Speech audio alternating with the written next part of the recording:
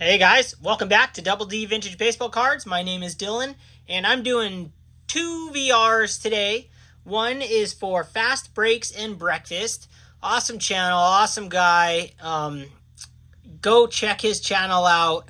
And then also, what he wants us to do is show cards of players that you wouldn't normally associate playing on that team. Now, obviously, there's guys out there who know, we know most of the players where they played and whatnot. So what I did was I went through my, parts of my collection. Obviously, you can't go through your whole collection, but this has been really fun, these VRs. So I went through part of my collection, just grabbed a couple books and albums and went through them and pulled cards that I'm like, oh yeah, wow, yeah, okay, yeah, he played for them. Oh yeah, well, I forgot that he played for them, and so on and so forth. And some guys that are just like, yeah, he's a Yankee at heart, and I'm going to show some cards of all these players. So whether I fit the criteria perfectly, it's okay. I'm going to show some cards and show some support. And then I'm also doing a VR for Picker Jim S., the nicest man in the hobby. Just amazing person. I cannot wait to meet him at the National and have a drink with him and talk about baseball cards. He wants us to shout out a bunch of channels, whatever channels we want that have under 300 subscribers. Now, I follow like 600 channels. I watch, maybe 30 channels. But if someone's like commenting, and I forget, oh, wow, yeah, I forgot about them. I'll go watch their videos and then I'll get hooked, right? And it gets in your stream and it gets in your system. So all I did was go to my thing and scroll through and picked out channels that I figured didn't have 300 subscribers and should have 300 subscribers. I guess that's a way to put it. And then a couple that are new channels that should just get some love, and just like everybody showed me love in the beginning and support, nice to spread that out a little bit. So do with my recommendations as you want. I will link everyone that I talk about in the description. And then also, I'll say the names, of course. First, we're going to show some baseball cards. At least right now, you guys can kind of look at my wall right now. As you can see, I got modern and vintage mixed together, which is awesome. My favorite row right now on my wall is that 1975 Topps row. And I got Mike Trout right in the middle there next to my buddy Robin Yount. And then Willie Stargell, Yaz, and George Brett. Just some of the most epic cards from the 75 set. And then you got below here, you got Pete Rose and Mike Trout, the same, 64 design. And I just love it. I love these modern cards of Mike Trout, who I'm collecting in the old stock, and the old, even if it's not the old stock, when they have shiny versions, all kinds of stuff, as long as it's the old design, man, I'm just hooked. They got me. So I love that stuff. So without further ado, I'm going to start out with, you guys have seen a lot of these cards. I've probably seen all of these cards. I don't know if I've shown them on my channel, but they're not crazy cards. But they're just awesome cards that stuck out to me at the moment while I was going through my albums. And for me right now, not buying cards, it's really, until the National, it's really cool for me to appreciate what I have and to go through my graded and ungraded binders. So here we go. First one is an awesome card and an awesome player. And you guys know who this is. Ichiro Suzuki. And I've shown this before, but probably not on my official channel.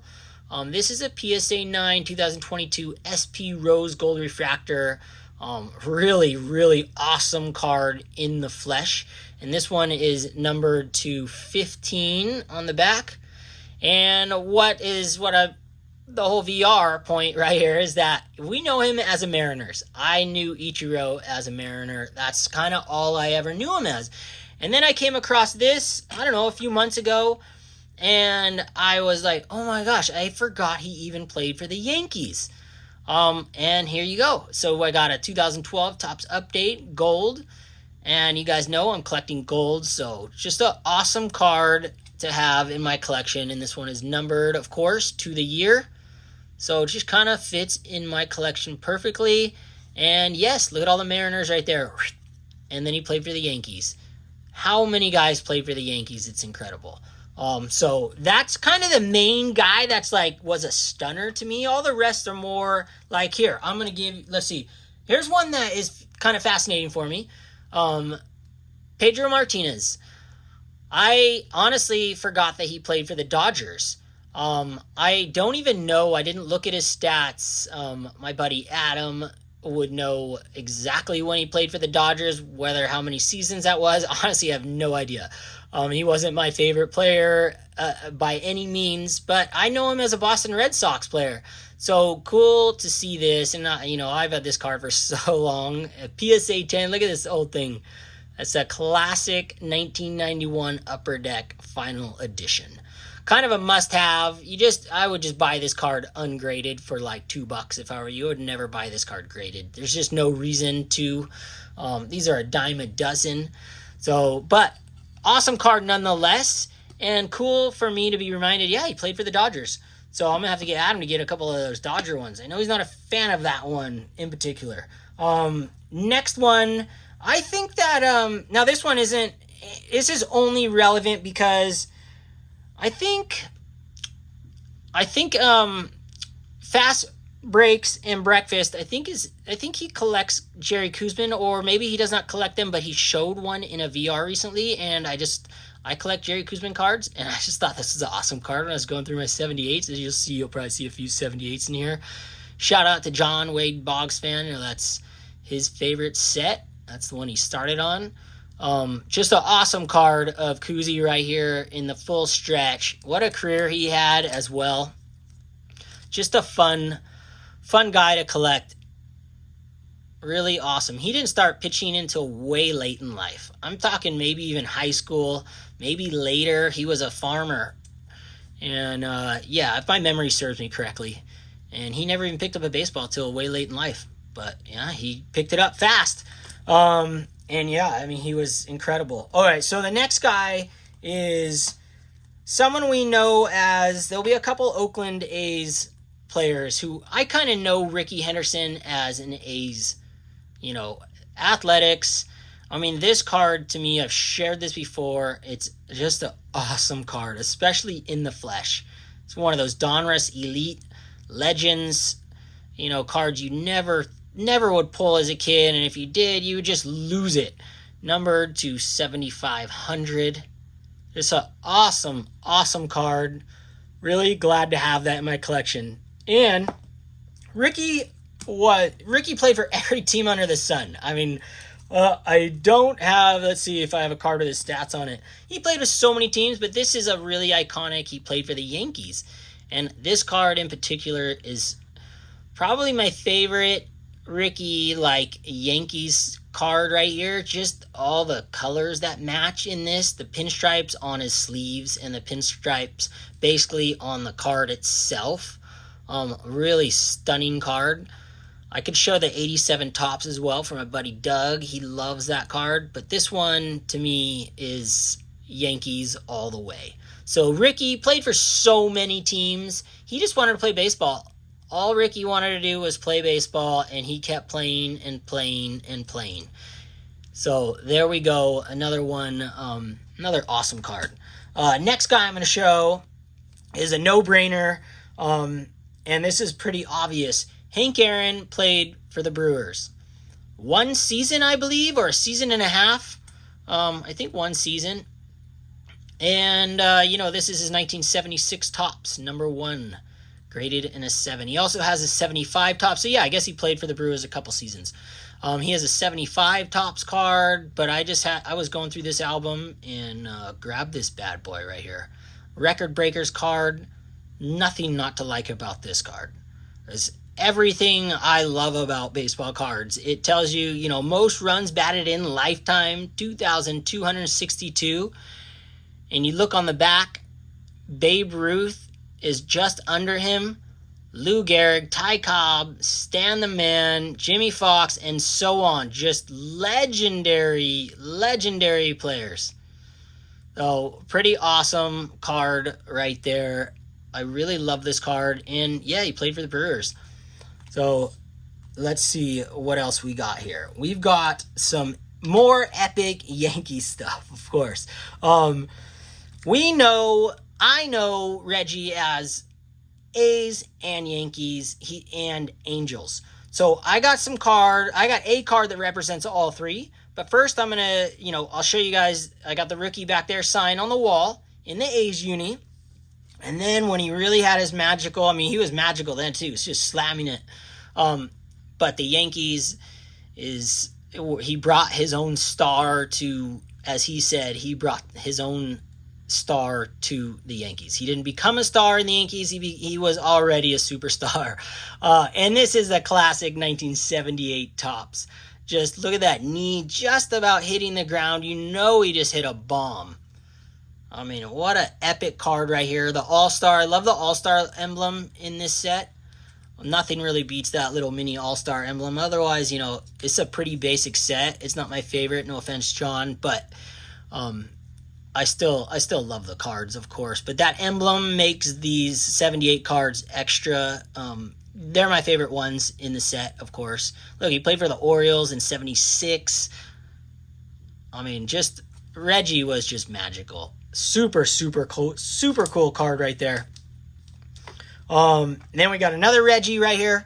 Almost the same swing. Not quite as low on the knee there. I'm sure he just hit another bomb. And this is the 1980 Topps, which I love the 1980 Topps. This is like, to me, the last era of vintage cards was 1980. And then not because it's the last year that there was only one rookie card of each player. Like Ricky's rookie was the last true rookie card, solo, single made, rookie.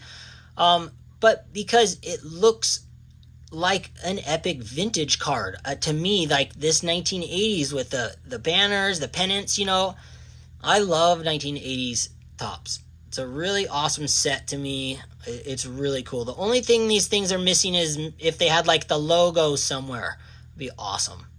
Love this card. Love this shot of Reggie. And I'm on a Reggie tear. So there's more reason why I brought Reggie's out too, because I watched the documentary and I just got fired up. And after watching that documentary, I went after this bad boy. And this ties in all, not all the teams, but the three teams that he really played for. My California Angels and Oakland A's and the New York Yankees. And this is the one card that is, it's just ridiculous. As a kid, I never saw one of these in the flesh. I never heard about anyone pulling one of these. Obviously people did, but for me to own this now, it's just spectacular. I'm trying to get all of them. I'm trying to get every single one of these they made in baseball. The Ryan, the Ted Williams, the Hank Aaron. I have the bench and the Joe Morgan. I'm telling you, I'm gonna get all of them. It's just a matter of time. Love this card, and I said this before. I showed this before at some point. The way you tell these are legit are they have a different hologram than the other baseball heroes. So make sure, I think the other one is just, I think it's a base. This is a diamond. I think they're all diamonds, the real ones, each year, but just double check that. Just know they're different. So if you have this one that is autographed and it looks kind of suspicious, make sure that logo on the back is correct. That's how you know you got a real one. Just a sick card, right? Oh my gosh. Magical right there. Let's see, where else are we? All right, I got 4 more epic cards to show you guys. Now, this player to me has always been a San Diego Padres guy, and that's Dave Winfield. I'm not sure why, but maybe because his rookie card, and I've had his rookie card, forever. One of the first rookie cards of a vintage player I ever purchased was the Dave Winfield, and I still have it. Way off centered. I'm looking up on my wall. I just took it down, so it's in my album. I guess I should have pulled it. But this is how I know Dave is the Padres in 78. It's just awesome. Awesome home run hitter here. And then I got a couple more. So he played for the Yankees. And when he played for the Yankees, I believe it was George Steinbrenner. The owner of the Yankees did not like Dave Winfield. I think it was the owner or the manager at the time. It eludes me at the very moment, but he did not have a good time playing for the Yankees, and the Yankees for some reason, did not want him on the team anymore and wanted to get rid of him so bad. So it's funny to see him in the Yankee uniform because I just have a sense that he wasn't enjoying himself. But incredible player and just awesome cards nonetheless. And this is the 1981 Topps. This is the traded, I guess. Oh no, see, I'm like, there's no traded set in 1981. I guess he was traded. I don't know. I didn't do any research on this one. I just know it's an epic card right here. Look at that thing. Oh my gosh, so sick. And then I got a combo card of Jackson and Winfield on the Yankees.